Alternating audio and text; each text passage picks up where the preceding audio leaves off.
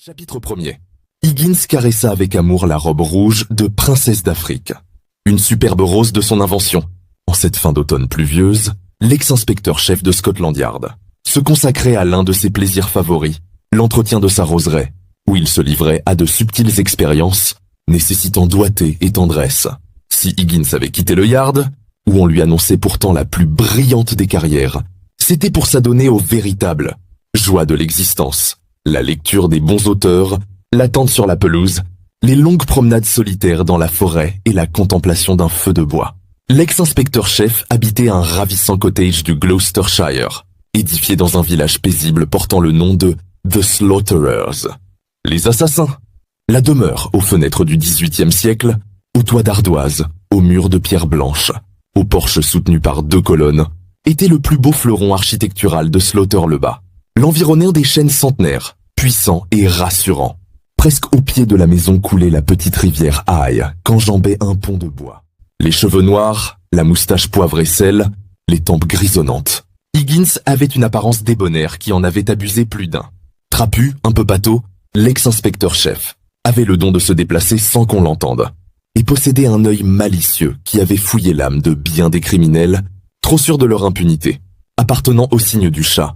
Selon l'astrologie orientale, Higgins bénéficiait des qualités du félin. Il avait abandonné la vie moderne dont l'agitation ne lui convenait plus. Bien qu'il fût toujours considéré comme le meilleur né du Yard, Higgins était sorti du monde du crime. Malheureusement, Scotland Yard faisait parfois appel à lui pour résoudre de délicates affaires où la plus totale discrétion était de rigueur. Encore fallait-il que Higgins se laissât convaincre d'abandonner la quiétude de sa demeure. Cette fois, c'était terminé. Quoi qu'il advint, il n'abandonnerait pas Princesse d'Afrique, dont la croissance nécessitait une vigilance de tous les instants. Le véritable problème auquel Higgins se heurtait depuis des mois, c'était la durée de vie inégalée de la Baccarat de Mayland. Une rose d'une incroyable robustesse dont personne n'avait encore réussi à percer le secret. Certes, nulle fleur n'était fragile pour qui savait l'aimer et l'éduquer. Mais Princesse d'Afrique devait faire beaucoup mieux qu'une simple rose. À son élégance, elle devait ajouter une endurance qui la rendrait digne des plus célèbres. C'est pourquoi Higgins vaporisa au pied de la princesse des vapeurs de soufre qui repousseraient l'oïdium, la maladie qui s'attaquait aux rosiers. Il n'aimait pas utiliser des méthodes aussi brutales, mais il n'avait pas le choix. La veille, la princesse avait eu un léger signe de défaillance. Un bruit de moteur tout à fait incongru troubla la sérénité de la campagne. Doté d'une ouïe aiguisée, Higgins connaissait la voix de toutes les voitures des environs. Il savait donc que c'était une étrangère qui venait envahir le village. Sortant de sa roseraie pour identifier l'intruse qui s'arrêtait devant le portail blanc de la propriété, Higgins aperçut une vieille Bentley dont les tout-sautements avaient de quoi inquiéter le mécanicien le moins compétent. Higgins retint un soupir d'exaspération. Cette Bentley-là, il ne la connaissait que trop bien.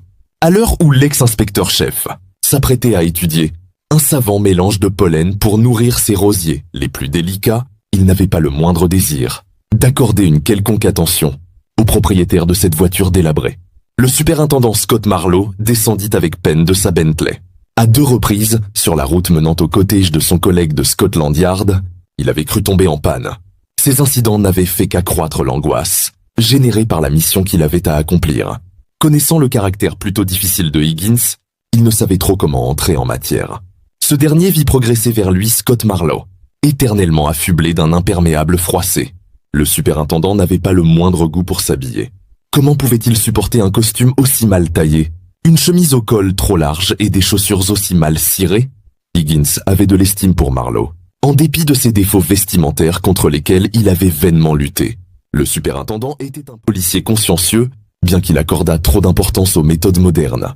Higgins accueillit son hôte sur le seuil de la porte du domaine, conformément aux anciennes coutumes. « Heureux de vous revoir, superintendant. »« Moi de même, Higgins. Cet endroit est charmant. Une vieille demeure de famille sans prétention. Le hasard a guidé vos pas, je présume ? Pas exactement. Le Yard m'a confié une tâche. Comment dire ? Vous prendrez bien un verre ? Les mauvaises nouvelles attendront. » À l'entrée du salon se tenait Mary, la gouvernante qui, en vertu du pacte conclu avec Higgins, régnait sur la moitié du cottage. Vénérant Dieu et l'Angleterre, cette robuste personne de 70 ans avait traversé 2 guerres mondiales, sans même souffrir d'un rhume. Contrairement à Higgins, elle croyait au progrès, Aussi avait-elle installé dans son domaine téléphone et télévision, instruments dont l'ex-inspecteur-chef désapprouvait la présence. Désireux d'éviter des conflits incessants, Higgins avait accordé à Mary un domaine réservé, lui interdisant en contrepartie de pénétrer dans son bureau et d'y classer ses papiers. « Qui êtes-vous » interrogea Mary, les poings sur les hanches. « Encore un de ces damnés inspecteurs, je parie. Tâchez de ne rien déranger. C'est une maison calme, ici. » Mary avait horreur de la police. Elle se régalait des histoires croustillantes du son où la morale était souvent mise à rude épreuve. Scott Marlowe bredouilla quelques formules de politesse en passant devant elle. Higgins guida son collègue jusqu'à un salon douillet qu'éclairaient les lueurs chaudes d'un feu de bois. « Asseyez-vous sur le canapé », recommanda Higgins. « Ne parlez pas trop fort. Vous pourriez réveiller Trafalgar. » Trafalgar, un superbe siamois aux yeux bleus, dormait roulé en boule sur le meilleur fauteuil. Il ouvrit imperceptiblement l'œil et fit semblant de continuer à dormir. Le bar était aménagé dans la souche d'un vieux chêne, placé dans l'angle de la pièce entre deux grandes bibliothèques, où, réunis pour l'éternité, se côtoyaient les bons auteurs. Higgins puisa une bouteille de Royal Salute, le plus fin des whiskies. Scott Marlowe vida rapidement un premier verre. Il en avait besoin pour se donner du courage. « Vous connaissez le Yard aussi bien que moi, Higgins ? Votre réputation y demeure intacte. Le grand patron vous considère comme le meilleur de ses nés. Même si vous avez pris quelques distances. Une distance définitive, la retraite. Bien sûr, Higgins, bien sûr. Mais personne ne comprend pourquoi elle fut anticipée à ce point. Raison strictement personnelle. Moi, je vous comprends. Mais vous devez admettre que certaines obligations, c'est le privilège de ma position, mon cher Marlowe, ne plus avoir d'obligations. Aucun doute là-dessus. Mais tout de même. Ne vous torturez pas davantage, recommanda Higgins, bienveillant. Quelle est la mission inavouable que vous a confiée le Yard ? Scott Marlowe accepta un second verre de Royal Salute. Le commissionnaire Chief Constable, le grand patron de Scotland Yard, organise une remise de médailles pour les inspecteurs les plus méritants. La semaine prochaine à Londres et je figure sur la liste, n'est-ce pas ? Exactement. Avoua Scott Marlowe baissant la tête. Comment ne pas ajouter que la reine en personne serait peut-être présente lors de la cérémonie ? Scott Marlowe vouait un culte à la plus belle et à la plus intelligente des souveraines. Son rêve était d'appartenir, un jour au corps d'élite s'occupant de sa protection rapprochée. Encore fallait-il mener une carrière en tous points impeccable. Ne pas réussir à convaincre Higgins de se laisser décorer constituerait une faute qui ne lui serait pas pardonnée. J'ai beaucoup d'estime pour vous, mon cher Marlowe, mais vous savez bien que j'ai horreur des colifichets et des médailles. Elles détruisent l'harmonie d'un blazer. Mon tailleur, de chez Trousers, n'accepterait plus ma clientèle si je lui imposais pareille infamie. Vous pourriez peut-être faire une exception, suggéra le superintendant désespéré. Souvenez-vous du poème de Harriet, J.B. Heron Little Woodruff. Quand le ruisseau commence à couler de côté, il risque de devenir fleuve. N'en parlons plus. Vous restez dîner, je suppose ? Scott Marlowe n'avait pas faim, mais il tenterait sa chance jusqu'au bout, bien que personne n'ait pu se vanter d'avoir fait changer d'avis l'ex-inspecteur-chef. J'ai préparé un petit festin pour l'anniversaire de Trafalgar, annonça Higgins. Du bœuf grillé avec une sauce à la cardamome, à la cannelle et au gingembre. Une recette médiévale oubliée. Trafalgar en raffole. L'oreille droite du siamois s'était dressée. De ses longues conversations avec Higgins devant l'âtre, il avait acquis la pratique d'un vocabulaire étendu, surtout dans le domaine culinaire. Au sortir d'une douzaine d'heures de sommeil réparateur, la faim lui tenaillait l'estomac. Le soleil d'automne nimbait de teintes fauves les dernières feuilles des arbres. La forêt s'enfonçait peu à peu dans le mystère du couchant. Comme chaque soir, le pont sur la rivière exprimait quelques gémissements, sans doute dus au passage des premières ombres du crépuscule. « Offrez-vous le luxe d'une promenade dans la roseraie », proposa Higgins, pendant que je prépare la viande. Une demi-heure plus tard, Scott Marlowe n'était pas revenu. Higgins, après avoir servi Trafalgar, sortit de son domaine.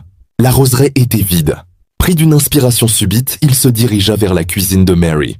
Scott Marlowe était là, attablé devant un rable de lapin à la moutarde et un pudding à la graisse de bœuf, assorti de tartines de lard et de saindoux. Une odeur puissante montait d'un chaudron de cuivre où la gouvernante, mélangeant plusieurs sortes de malt et du houblon, préparait sa bière personnelle. Mary se dressa devant l'ex-inspecteur-chef. « Vous laissez mourir de faim vos invités, déclara-t-elle. C'est une honte.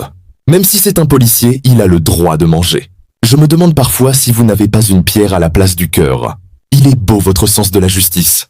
Laissant Mary débiter un discours de plus en plus agressif, Higgins préféra battre en retraite. Scott Marlowe lui adressa un sourire gêné. Puisque le superintendant avait préféré la cuisine grasse et indigeste de Mary à la sienne, Higgins l'abandonna à son sort.